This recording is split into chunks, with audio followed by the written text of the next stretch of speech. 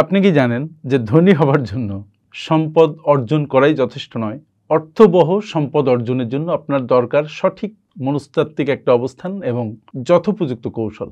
আজকে এই ভিডিওতে আমরা শিখব যে অর্থবহ সম্পদ তৈরি করার জন্য কিছু মনস্তাত্ত্বিক কৌশল আছে যা মূলত ধনী ব্যক্তিরা ব্যবহার করেন। আর আপনি যদি অর্থবহ সম্পদ তৈরি করতে চান তাহলে এই কৌশলগুলো মেনে চলুন। সুপ্রিয় বন্ধুরা, মূল ভিডিওতে যাওয়ার আগে যারা আমার সাথে একেবারে নতুন তাদেরকে অনুরোধ করছি আমাদের চ্যানেলটিকে সাবস্ক্রাইব করে আমাদের ফেসবুক পেজটিকে ফলো করে আমাদের সাথে থাকুন এবং আমাদের আপলোডকৃত নতুন নতুন ভিডিও, বিভিন্ন ধরনের ভিডিও শুনে আপনারা নিজেদের অবস্থানকে শক্ত করুন, নিজেদের অবস্থানকে সমৃদ্ধ করুন। বলছিলাম অর্থবহ সম্পদ তৈরি করার মনস্তাত্ত্বিক কৌশল। নাম্বার 1, ভবিষ্যৎ নিয়ে চিন্তা করুন। কিছু মানুষ আমরা আছি যারা শুধুমাত্র বর্তমান নিয়ে খুব বেশি ব্যস্ত থাকে, কিন্তু যারা অনেক সম্পদ তৈরি করেছেন তারা মূলত শুধু বর্তমান নিয়ে চিন্তা করেন না, তারা ভবিষ্যৎ নিয়ে চিন্তা করেন, লং টার্ম ভবিষ্যৎ নিয়ে চিন্তা করেন এবং সেই অনুপাতে তারা তাদের কৌশলকে সাজান এবং ধৈর্য ধরে সামনে এগিয়ে যান। তারা মূলত 5 বছর পরে কি করতে চান, নিজেকে কোথায় দেখতে চান, 10 বছর পরে কি করতে চান, ইভেন আফটার রিটায়ারমেন্ট কি করতে চান সেটা নিয়েও এখনো ভাবেন। তার মানে তাদের ভাবনা হয় সুদূর প্রসারী। আপনি যখন শুধু বর্তমান নিয়ে ভাববেন তখন ভবিষ্যৎকে সাজাতে পারবেন না, ইভেন বর্তমানের কাজগুলোকে সুচারুভাবে করতে পারবেন না। আপনি মনে করবেন না যে আপনি দ্রুত ধনী হতে পারবেন। আসলে দ্রুত ধনী হওয়া যায় না, ধাপে ধাপে আস্তে আস্তে সামনে এগিয়ে যেতে হয়। আসলে দীর্ঘমেয়াদী পরিকল্পনা ছাড়া আপনার সম্পদ টিকবে না। নাম্বার 2, উপার্জনের একাধিক উৎস তৈরি করুন। এই কথাটা আমি বারবার বলেছি যে একটা উৎস দিয়ে আয় করা যে টাকা, সেটা দিয়ে এখন আপনি সুন্দরভাবে জীবনযাপন করতে পারবেন না, ভালো সেভিংসও করতে পারবেন না, বিনিয়োগও করতে পারবেন না। তাই যে কাজ করছেন তার পাশাপাশি ফ্রিল্যান্সিং করা যায় কিনা, কনসাল্টিং করা যায় কিনা, নতুন যে কোনো সোর্স অফ ইনকাম তৈরি করা যায় কিনা সেদিকে সজাগ দৃষ্টি দিন।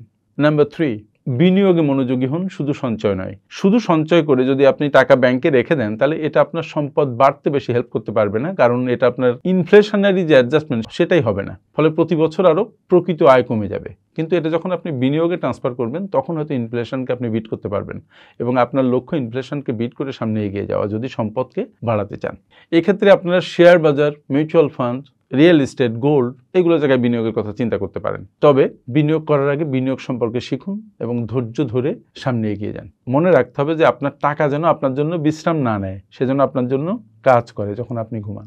নাম্বার 4, বাজেটিং করুন এবং খরচ নিয়ন্ত্রণ করুন। আপনি যখন বাজেটিং করেন তখন আপনার খরচ 15 থেকে 20% অটোমেটিক্যালি কমে যায়। আর অপ্রয়োজনীয় খরচের পেছনে দৃষ্টি দিন, খরচকে নিয়ন্ত্রণ করার আপ্রাণ চেষ্টা করুন। কারণ আপনি যদি এখন অপ্রয়োজনীয় জিনিসের পেছনে আপনার টাকা খরচ করেন, একটা সময় আসবে যখন আপনি প্রয়োজনীয় জিনিসের পেছনে টাকা খরচ করতে পারবেন না, আপনার হাতে টাকা থাকবে না, আপনি লিকুইডিটি ক্রাইসিসে ভুগবেন।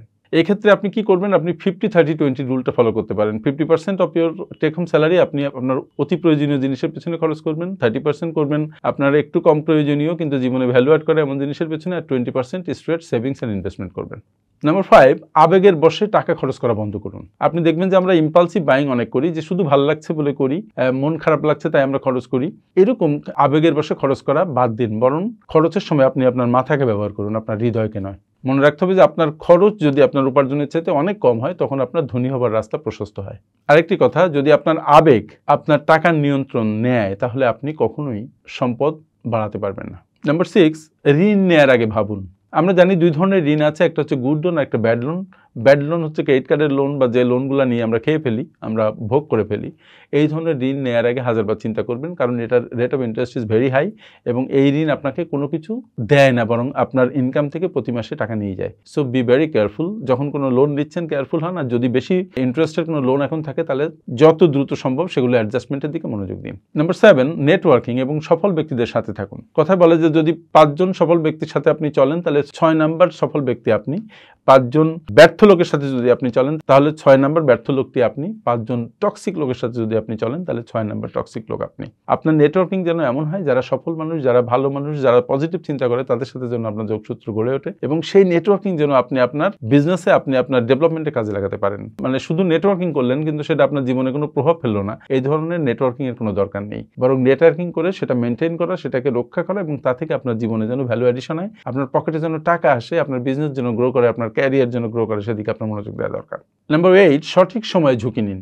আমরা আননেসেসারি ঝুঁকি নেই, কিন্তু ঝুঁকি নিতে হবে সঠিক সময়ে। দ্যাট ইজ প্রত্যেকটা ঝুঁকি যেন আপনার ক্যালকুলেটিভ হয়। সেটা বিনিয়োগের ক্ষেত্রে হতে পারে, পেশা নির্বাচনের ক্ষেত্রে হতে পারে, কোনো স্কিল সেট অর্জনের ক্ষেত্রে হতে পারে, ব্যায়াম করার ক্ষেত্রে হতে পারে, এনিথিং, এনি সর্ট অফ ঝুঁকি যেটা আপনি যখন নেবেন বি ভেরি ক্যালকুলেটিভ, খুব চিন্তা ভাবনা করে, গবেষণা করে, স্টাডি করে তারপরে একটা ঝুঁকি নেবেন, তাহলে আপনার ঝুঁকিতে ক্ষতির সম্ভাবনা কমে যাবে, আপনার লাভের সম্ভাবনা বেড়ে যাবে। আর মনে রাখতে হবে এক্ষেত্রে যারা কখনো কোনো ঝুঁকি নেয় না তারা জীবনে কখনো বড় কিছু হয় না। ঝুঁকি নেবেন না এই ভয়ে যদি আপনি ঘরে বসে থাকেন তাহলে আপনি ঘরবন্দি হবেন, আপনার ক্যারিয়ার, আপনার অর্থ সব ঘরবন্দি থাকবে, এটা বাইরে প্রকাশিত হবে না, আপনি বড় হতে পারবেন না।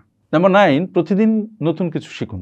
আমরা আমাদের শেখার মনকে বন্ধ করে দিই, আপনি আপনার মাইন্ডকে ওপেন রাখুন, প্রত্যেকদিন নতুন কিছু শিখুন। সন্ধ্যাবেলা চিন্তা করুন যে আপনার নতুন কিছু শেখা হয়েছে কিনা, দরকার হলে নতুন কোনো কোর্সে ভর্তি হন, নতুন কোনো সেমিনারে যোগ দিন, নতুন কোনো বই পড়ুন, নতুন কোনো ভিডিও শুনুন যেটা আপনার জ্ঞানকে ঋদ্ধ করে, আপনি সমৃদ্ধ হন। নতুন কিছু শেখা মানে আপনার আয়ের রাস্তা ওপেন হওয়া। কথা বলে যে ব্যক্তি একটা ভাষা জানে সে যা ইনকাম করে, যে দুটো ভাষা জানে সে তার সাথে বেশি ইনকাম করে। ঠিক সেরকম যে একটা স্কিল জানে সে যা আয় করে, সে যদি দুটো স্কিল জানে তাহলে তার আয়ের মাত্রা বেড়ে যায়। কথায় বলে যে ধনী ব্যক্তিরা প্রত্যেকদিন নতুন কিছু শেখে, আর গরিব ব্যক্তি যারা তারা মনে করে যে তারা সবকিছুই জানে। So learn everyday, keep your mind open. Number 10, টাকার সাথে সম্পর্ক ঠিক করুন।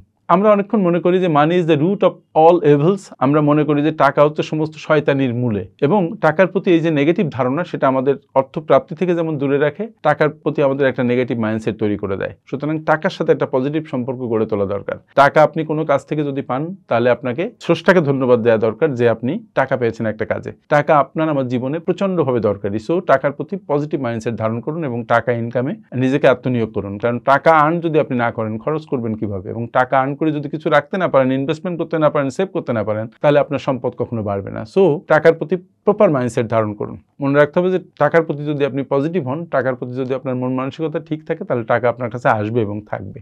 সুপ্রিয় বন্ধুরা, আমি যে 10টা পয়েন্ট নিয়ে আপনাদের সাথে কথা বললাম, এই 10টি পয়েন্ট যদি আপনারা মনে রাখেন তাহলে দেখবেন যে আপনার সম্পদ অর্জন করে সে সম্পদকে রাখতে পারছেন এবং আস্তে আস্তে আপনি একজন সম্পদশালী মানুষে নিজেকে রূপান্তরিত করতে পারছেন।